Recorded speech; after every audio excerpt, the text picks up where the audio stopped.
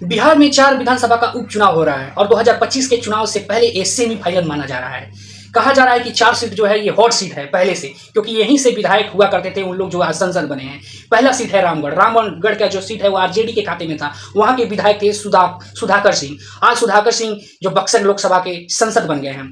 दूसरा सीट आता है जो है तरारी। तरारी से सुदामा प्रसाद जो पहले विधायक हुआ करते थे वो काराकाट से सांसद हैं। और तीसरा नंबर आता है जो बेलागंज के विधायक थे, वो आज जो सुरेंद्र यादव जहानाबाद के संसद बने हुए हैं।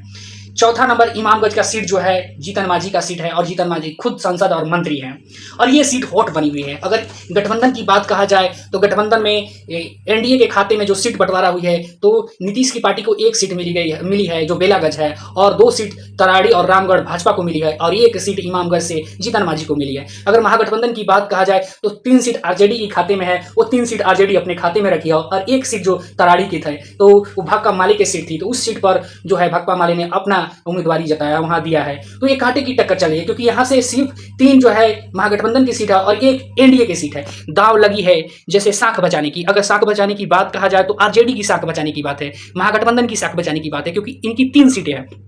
अगर इन 3 सीटें में अगर नहीं ला पाते हैं पहले, अगर उनकी सीटें पहले की तुलना में अगर कम हो जाती है तो समझिए कि आने वाले जो 25 के विधानसभा चुनाव है उसमें काफी दबाव महसूस होंगे, क्योंकि ये चर्चा का विषय बना हुआ है कि ये 2025 के चुनाव से पहले ये सेमीफाइनल है और इसमें जो फतह करेगा वो 2025 के चुनाव में विजयी का पताका फहराएगा।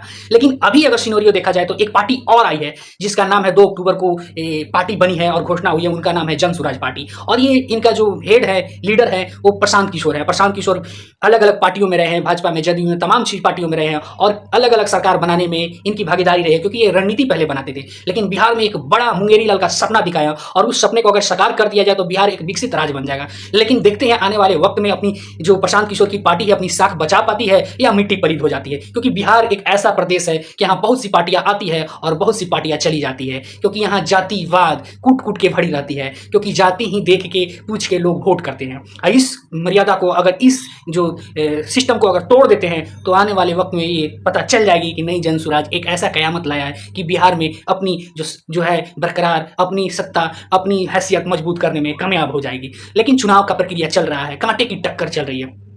कहा जाए तो प्रशांत किशोर की वोट बैंक कौन, सब अपनी अपनी वोट बैंक पर लड़ रहे हैं। भाजपा महागठबंधन अपनी अपनी वोट बैंक पर लड़ रही है, लेकिन प्रशांत किशोर को छीनना है, हर दोनों पाले की वोट को छीनना है और कितनी वोट अपने पाले में कर पाते हैं ये आने वाले वक्त ही बताएगा। ये देखिए चुनाव में यही पता चल जाएगी। बिहार 2025 के चुनाव से पहले एंट्री जो मारे हैं ये एक तरह से या तो झटका होगा या तो उनके लिए एक कामयाबी का लकीर मिल जाएगा।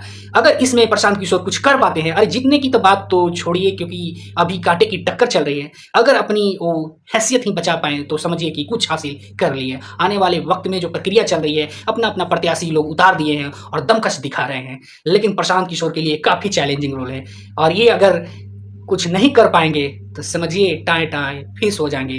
बड़ी बड़ी बातें बोलकर अगर उस कामयाबी के रास्ते पर अगर नहीं चल पाएंगे, लोग उन्हें सपोर्ट नहीं कर पाएंगे तो उनकी राजनीति यहीं से डेड लाइट हो जाएगी। तमाम खबरों के लिए बने रहे।